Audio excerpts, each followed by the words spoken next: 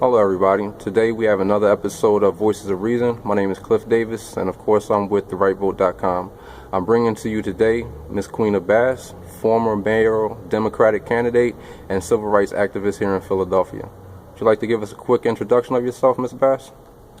Yes, my name again is Queena Bass, and I'm a former Democratic Mayoral candidate of Philadelphia and civil rights activist. I also am a former administrative assistant at Thomas Jefferson University Hospital, and been fighting racial discrimination and injustice in our city for 18 years now. How did you get involved in the mayoral candidate? For the people who aren't aware of your past history as far as Philadelphia is concerned, can you give us a little information of what actually motivated you to get into the field? Well, the reason why I got into politics is because I was downsized at Thomas Jefferson University Hospital as an administrative assistant back in 1996, and I submitted my case all the way from District Court, Third Circuit Court to the Supreme Court of Washington, D.C. because I knew it was racial discrimination. I was harassed on the job till I was sick and set up to do a job I knew I couldn't do, the people knew I couldn't do, and so I knew it was racial discrimination, and there was no justice in the justice system. I had a key witness who was subpoenaed to my trial at District Court who didn't show up. That's not supposed to happen, and the judge did nothing. So I said, how can I win my case? What strategy can I use to get justice from the justice system? And I said, I'll run for mayor of the city. That's what I'll do. And that's how I got involved in politics. What challenges did you face initially, and are you still facing challenges to this day? Well, I faced a lot of challenges because a lot of people didn't know me in the beginning, and they were wondering, well, who's Queena Bass? Will she be a viable candidate for mayor? What does she know about the city? And I can understand their feelings about that. However, my story was unique. I had never been involved in politics before, but I knew I had to do something to find a way to get justice in this country, in this city. And there was a mayor campaign going on in 1999, Mayor Street and Katz, and I saw them being interviewed on TV, and I just decided, well, I can run for mayor myself, try to make a difference in this city. But the media, I believe, while I'm out here 18 years, is because they want to continue to protect Jefferson Hospital. They want to continue to protect an unjust legal system. And anytime I run for mayor, that's why I believe they give me a hard time. All right. What are some of the ideas and concepts that you would bring to our government? What would Philadelphia see with Ms. Queena Bass as mayor? Well, I think what people will see with me is I'm for the people, and I have a speech that says, I am for the people because I am one of the people.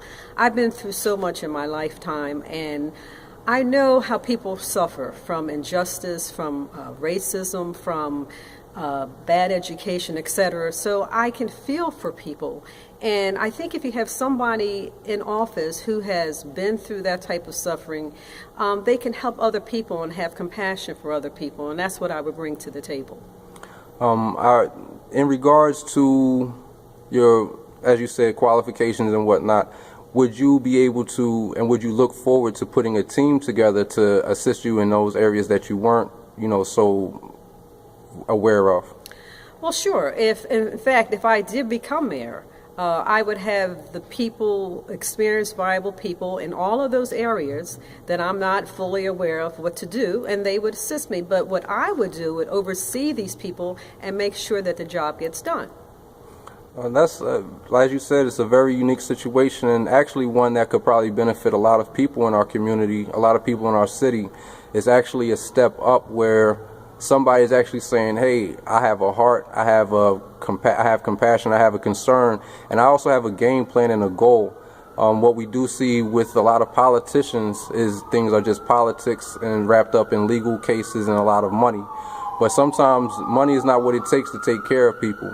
It takes just a nice heart, it takes a lot of understanding, it takes a little bit of an education, and it takes, determination. And that's what we see here with Ms. Bass. When you look at the government as it stands now, politics in general, the city, the country, what direction do you see that we're heading? Unfortunately, I see we're heading down in a downward spiral because there's so much corruption in our city. An example, I was well educated in North Philadelphia back in the 60s. Well educated. I went to Meade School and then I was accelerated to Masterman School, and there was less money then, less money in the city. Now there's more money in the city, and we're always complaining about education. And my belief is because they want our people to fail. The government wants Hispanics and African Americans to fail. They're building prisons and closing schools. I think that really much says it all. And in light of that, what are the challenges that our youth face today? Because they are our true leaders of the future. And if we are trying to give them an opportunity to reach their fullest potential, it doesn't seem like that's what is happening with politicians or the government these days. So what are we actually setting ourselves up for, I guess, is the better question. Destruction. We look at our young people today, and they seem like they have no place to go. They just seem so lost, and it shouldn't be that way. When I grew up, we were well educated. We had something to do, hobbies. Now they take music out of schools, and today the young people just seem so lost. And I just see it. I see destruction in our city, in our country, for that matter. It does seem a little strange that within the past 5 years, maybe 10 years, the conflicts globally have escalated. Like within the past 6 months between last summer and now, we've seen Egypt was in a war. We're seeing a crisis in Ukraine. We've seen a lot of different things around the globe that's just showing that people are coming to like a point where either we're going to make certain changes to improve the quality of life, or the quality of life is just going to, as you said, take a downward spiral. How do we as a people, regardless of community, regardless of race, I guess start making adjustments if there are any to be made?